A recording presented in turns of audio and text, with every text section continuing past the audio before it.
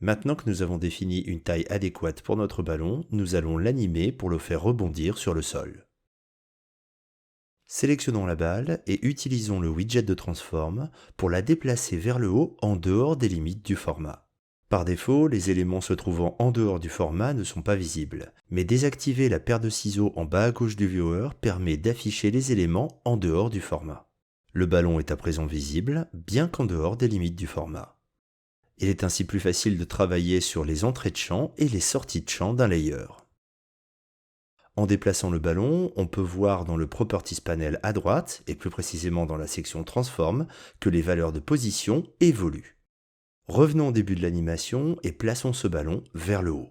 Afin d'animer le paramètre de position, nous allons commencer par l'afficher au sein de la stack.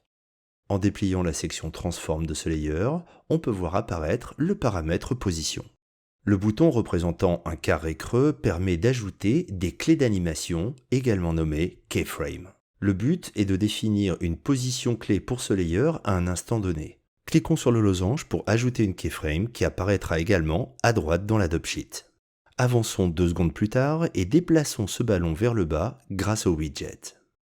Une première keyframe ayant été ajoutée préalablement, une nouvelle keyframe est maintenant créée automatiquement dans l'Adobe Sheet.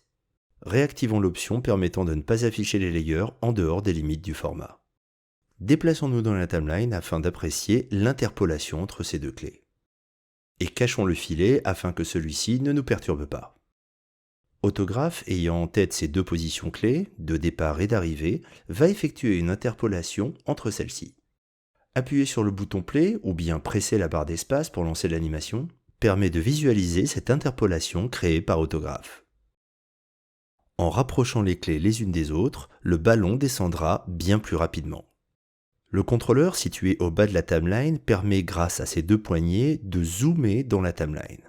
On peut également déplacer le bloc de gauche à droite. Presser la touche Alt en faisant rouler la molette de la souris permet de zoomer ou dézoomer. Pour un zoom plus précis, on peut également presser Alt et CTRL tout en cliquant le bouton gauche de la souris. Lors des opérations de zoom et dézoom, la tête de lecture sera utilisée comme point de repère, tout comme la souris est utilisée comme point de repère lorsque nous zoomons dans le viewer. Prenez le temps de vous familiariser avec le concept des keyframes et de les déplacer afin de ralentir ou accélérer votre animation. Nous allons placer cette deuxième keyframe à 2 secondes. Pour cela, nous plaçons notre tête de lecture à 2 secondes et lorsque nous allons appuyer sur la touche Shift après avoir commencé le déplacement de cette clé, nous allons sentir une magnétisation lorsque nous allons nous rapprocher de la tête de lecture. La touche Shift permet de magnétiser les éléments entre eux.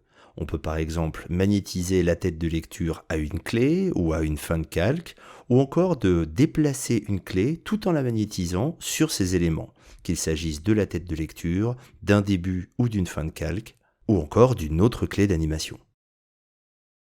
Prenez le temps de vous familiariser avec ce concept de magnétisation qui vous permettra de gagner beaucoup de temps lors des déplacements des différents éléments.